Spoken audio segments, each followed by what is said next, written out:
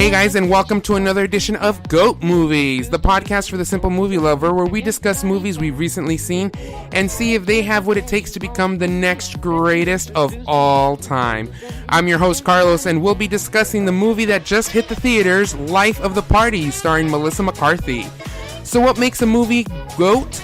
Is it quotable? Is it lovable? Is it good? Is it anyable? You'll find that and more out today here on GOAT Movies. On the show today, we have Graham and Allison Walker. What's going on, guys? Hey. We've known each other going on, what, almost 10 years now? Yeah, I would say 10 years about, yeah. Yeah, and so Graham and I actually used to be really good movie buddies, and now we've decided to let Allison into our trio. How do you feel about that, Allison? So honored. Thanks, guys. Yeah. It's a big step. It's a big step.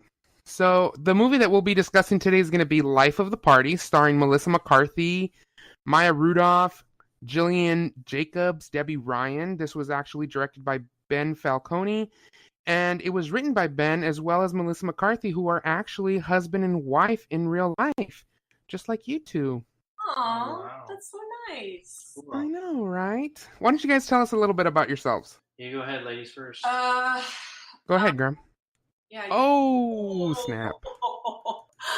Uh, Just kidding. okay, well, I will start since I'm the best, obviously. Of course. Obviously. I prefer to watch funny movies, so this was definitely a win for me as far as getting to be able to watch it.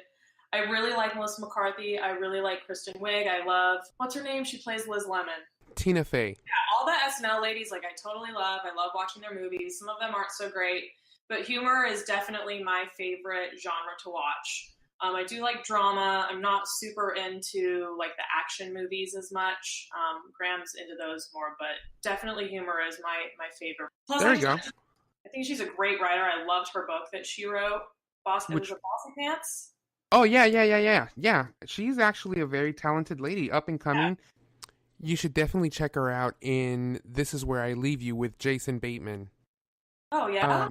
And yeah, that one was really funny. Allie, why don't you tell us a little bit more about yourself? So a little bit about me. I love puppies. I love animals. I love baseball, and I love watching movies. Also really love Jack Black, and pretty much anything that he's in is my favorite. So Bridesmaids is absolutely one of my favorite movies. So yeah, I'd say Bridesmaid was one of Melissa McCarthy's really big movies that really made her put her on the map. Put her on the map, exactly, because I think she was on Gilmore Girls for a while, and I had never heard of her, because obviously I never saw that show for obvious reasons. But that movie, Melissa McCarthy really stole the show on that one, which was also starring Kristen Wiig and Maya Rudolph. Graham, why don't you tell us a little bit about yourself, some of your favorite movies / actors? Yeah, so I'm really big into like sci-fi and action, and I like to program and play with electronics and all that type of stuff. So kind of more to the nerdy side of movies. He is the nerd. Like I'm really excited to see the new Solo movie, Star Oh, Wars. yeah. I'm actually signed up to see if we can get some advanced screening tickets on those. So Nice. fingers crossed on that. Podcast for sure on that one, for sure.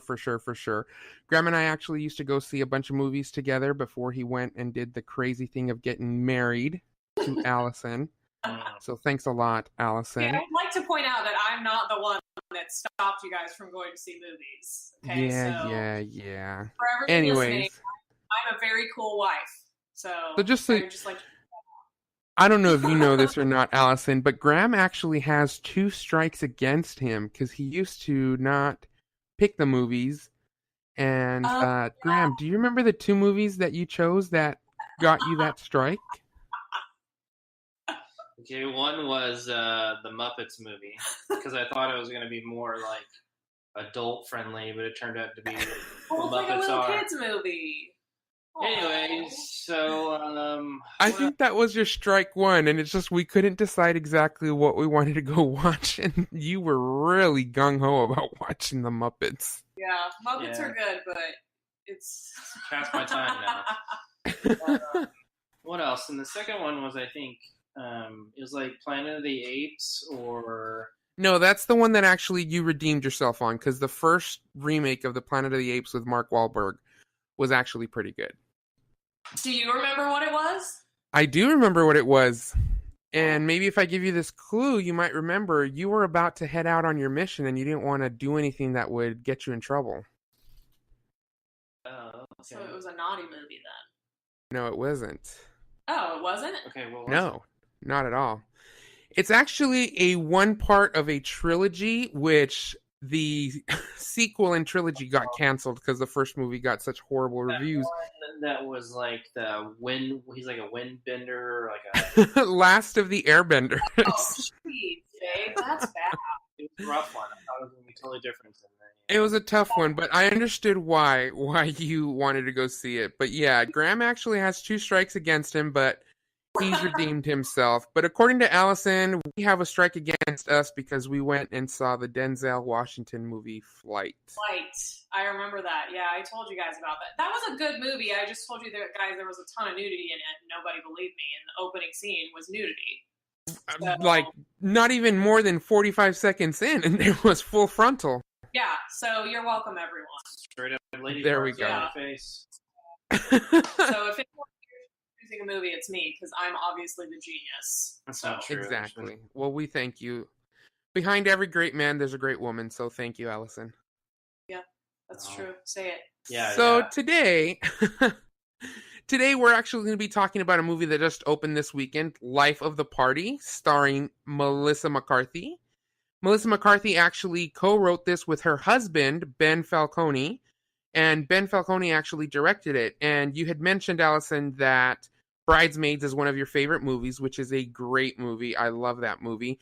And he actually came out in that one, too, as the air marshal. Did you know that Melissa McCarthy and he were actually married? I did. Which makes that scene in the airplane so much better. Oh, yeah, that chemistry, that real-life chemistry between them two really works. It's not something that can be faked. So, Life of the Party, main character Melissa McCarthy, also Gillian Jacobs, and the great Maya Rudolph. The chemistry between Maya Rudolph and Melissa McCarthy, and the way these comedic actresses really play off of one another really works. That chemistry really brings it to life. So, the description for this movie is basically after her husband abruptly asks for a divorce, a middle-aged mother returns to college in order to complete her degree. That woman, of course, is Melissa McCarthy, who comes out as Deanna, who later then becomes known as D-Rock.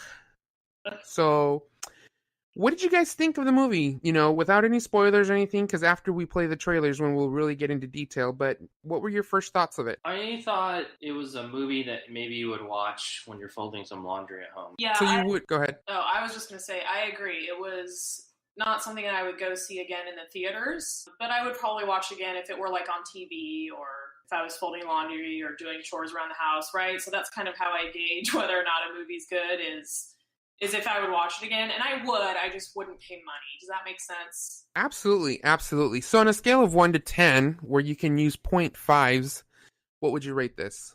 10 being the greatest? 10 being the greatest. I would say 6.5 or a 7. I'd give it a 3.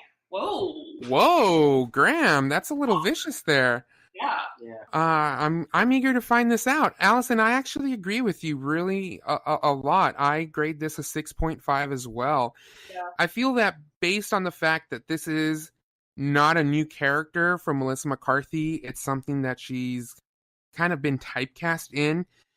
I kind of refer to her as the millennial female Chris Farley with all her slapstick comedy and her, you know, a lot of the best comedic scenes in the movie were in the trailer itself. So when she decides to burn all of her current husband, soon to be ex-husband stuff, you know, sets it on fire and then it explodes because she put in so much gasoline. That's pretty much it. You know, she plays the quirky, lovable character, goofy, soon becomes a great person that we all love and, you know, steals the show. One of my favorite scenes in the movie, which is in a trailer, so this is in no way, shape, or form spoiler, is when she encounters her ex-husband at the restaurant and he now has his ear pierced and he says that it works for Han Solo, or, you know, played by the great Harrison Ford. And Maya Rudolph's comeback on that scene where she's all like, he blew up the Death Star and saved the galaxy. What did you do? And for all the Star Wars geeks in here, we can all agree that Han Solo did not blow up the Death Star. It was Luke. Han Solo just paved the way for Luke to do it. So I digress.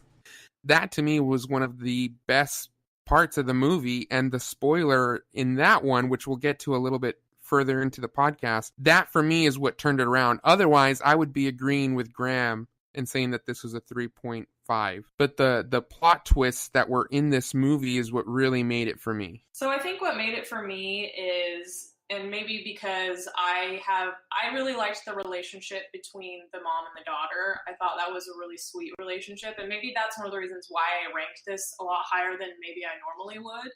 Because I really liked that relationship, and I thought it was really sweet and cute, and it definitely reminded me of my relationship with my mother. And I really loved how Melissa McCarthy, she really is she does the mom role so well. And I think that's one of the reasons why I ranked it as high as I did, was because I liked her in that role, and I liked the relationship between her and the daughter. I thought it was very sweet, and I really liked how all of her friends kind of, took her under their wings and showed her a good time. And I thought that piece was really cute. So I don't necessarily think that all of it was funny and hilarious, but I thought I definitely had some sentimental feelings about it. So I think that's probably one of the reasons why I ranked it so high, and one of the reasons why I did end up liking it was because I liked that piece to it.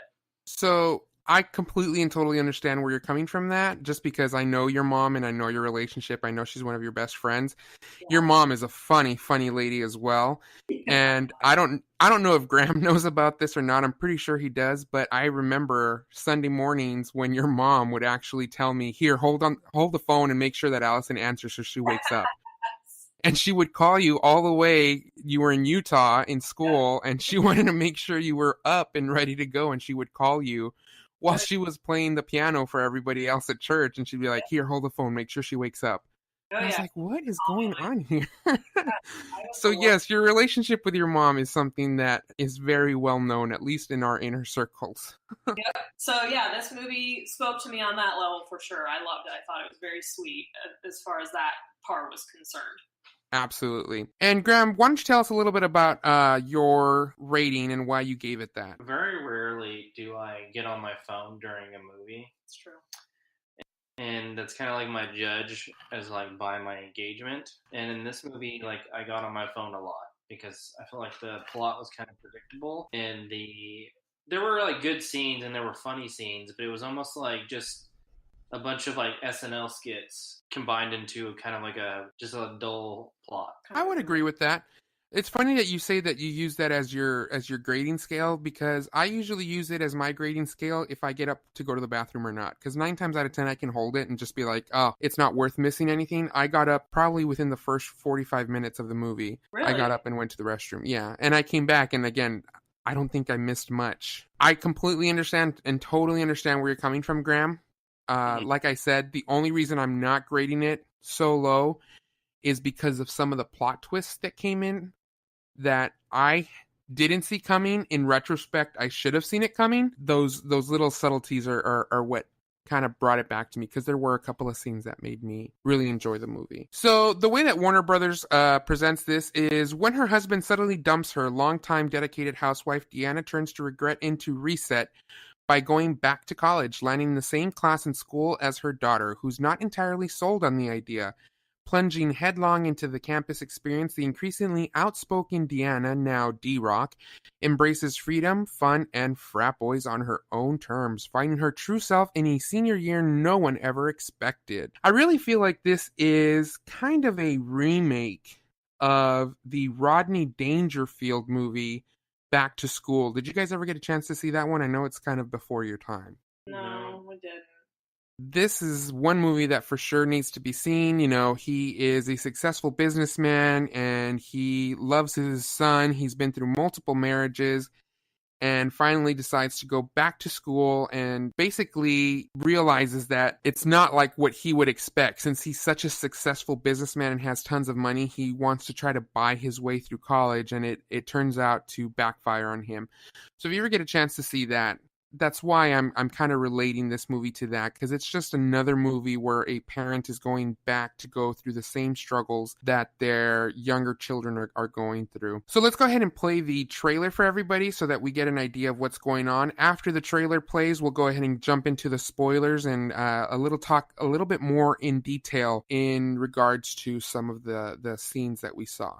Hi there, here's some things to do if you're a new college student. Get your room ready. Check. Make some new friends. Check. Find yourself suddenly perimenopausal. Check. Really? Not yet. Okay. Hello all. This mediation is here to help facilitate your divorce. You will all be civilized and you will please address all speech to me, to you. So even if we want to talk to one another, we can. I mean, if I wanted to say, Dina, I am going to have a beautiful life with your husband. Dina. I can't believe you brought her. I can't believe you brought Christine. I can't believe you shacked up with a bitch. I just want to say for the record, I just needed an upgrade in my life, Deanna. You son of a bitch. I'm sorry, you son of a bitch. You're the son of a bitch. You're the son of a bitch. I object. 23 years of marriage just down the tubes. What am I gonna do? I'm a 40-something-year-old woman that doesn't even have a degree. Oh my God. I know what I'm gonna do. Let me see you rock. I don't regret staying at home and being your mom, but I regret not getting my degree. That's why somebody's mom just enrolled in college. Beep, beep, beep. It's me. I want the full experience. Oh, hell no. I don't know what's sadder, the mom perm or the mom boobs. These allowed this one to suckle at these teeth for 28 months. I wear them around my Talked waist about this now. proudly. This isn't the time. Get ready for the wildlife. There goes the neighborhood, huh? Uh-oh. I cannot stay out of this unbelievable chocolate. It is weed bark, so maybe I would probably hold off from having any more. Just because, What is it? For 20 years, I worried about what I wasn't doing right, what I could have been doing better. You have a moment here if you take it. Oh my God, Mom! Don't jump to conclusions. You don't know what's happening here. It looks like my mother is doing the walk of shame out of a frat house. Well, okay, yes, technically that's what's happening. Let's just go. You know what? I'm older, I'm wiser. This, essentially a Google. Ask me anything. Turn off your Google. It can't be turned Okay, off. I don't like it. Oh my God. I did not know they were going to be here. What is on your lobe, Dan? It's an earring. Works for Harrison Ford. Harrison Ford blew up the Death Star and freed a galaxy. What have you done, Dan? So now that we've seen the trailer, this is your spoiler alert. If you haven't seen it, if you plan to see it, you can go ahead and pause the podcast now. But from this point on, anything that we discuss is fair game. So let's jump right into it. It's nothing new, especially coming from Melissa McCarthy. This is not the first time she's played this type of role. Really slapstick, Chris Farley-esque kind of comedy here. One of the biggest plot twists that I honestly did not see coming when we meet her, I guess you would call her boyfriend. Did she ever agree to be his boyfriend? I think they were just bang buddies. They were definitely bang buddies, and we are talking about Luke Benward, who actually plays Jack. He is a frat boy who is taught the wonders of the woman world by the quote-unquote Vagoogle, which I thought was a great new term that I will for sure be using. He ends up being the son of Marcy, who is portrayed by Julie Bowen, who ends up being the realtor who has stolen Melissa McCarthy's husband. And I didn't see that coming. When they're in the restaurant and they see the husband walking in with his new wife, played by Julie Bowen. And did you find it awkward that Julie Bowen is playing Melissa McCarthy's realtor and Julie Bowen is actually most known for her role as Claire Dunphy in Modern Family, where her husband is actually a realtor. Yep. I just thought that was a little ironic when I saw her coming in. But anyways, that scene when we find out that Melissa McCarthy is banging her son, that was just like the ultimate revenge for her, and I loved it. I really felt like Melissa McCarthy's character was vindicated at that point, and she got her revenge unknowingly. Yeah, that one was good. And Maya Rudolph's reaction was just the best. And the way that they end up talking to their friends that were at the table. Oh, yeah, that was good. They're just like, yeah, you're not important. This is so much better over here. It was just amazing.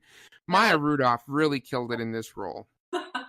But again, it's nothing that we haven't seen before, which is kind of why I'm giving it such a low rating. Like you said, Allison, I would definitely be okay with maybe waiting until this is at the dollar theaters. And this is something like, are we going to go do anything? Do you want to go do something? Well, there's nothing really out. Oh, well, Life of the Party's over at the dollar theaters. That would be okay. If it was at the Redbox or on Netflix, definitely, well worth it.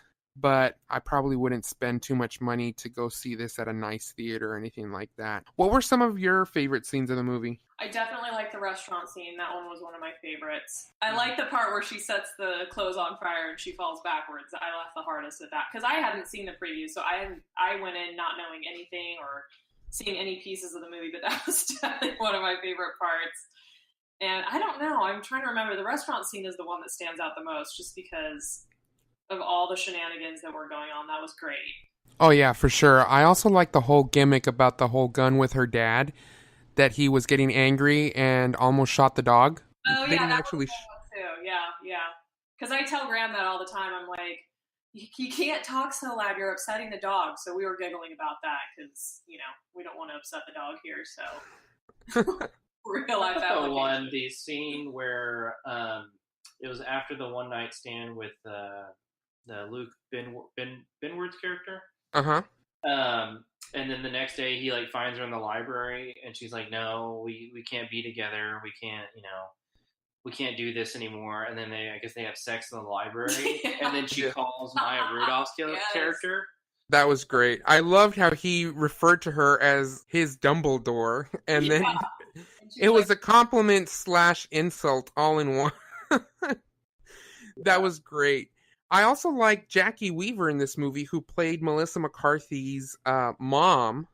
Oh, yeah. And I had a lot of trouble. I saw her, and I knew who she was, but I couldn't place my finger on where I had seen her before. Jackie Weaver actually won Best Supporting Actress for her role as Dolores in Silver Linings Playbook, which was another movie that I had seen with you guys. Yeah. If you recall, and that was a great, great movie. But Jackie Weaver just does such a great job as that maternal figure, The other thing is, I don't think we ever established what Melissa McCarthy's age was. But one thing that I really did like about this movie is there's a scene, well, it's the restaurant scene, it's right at the beginning, where Maya Rudolph is basically looking at Melissa McCarthy and she says, oh my gosh, we're too old for you. You don't like our crowd anymore. And it kind of just made me realize there was a time when, Allison, you might recall, and Graham, I know you'll recall for sure, where we would be able to stay out till 1, 2, 3 o'clock in the morning and still get up the next morning.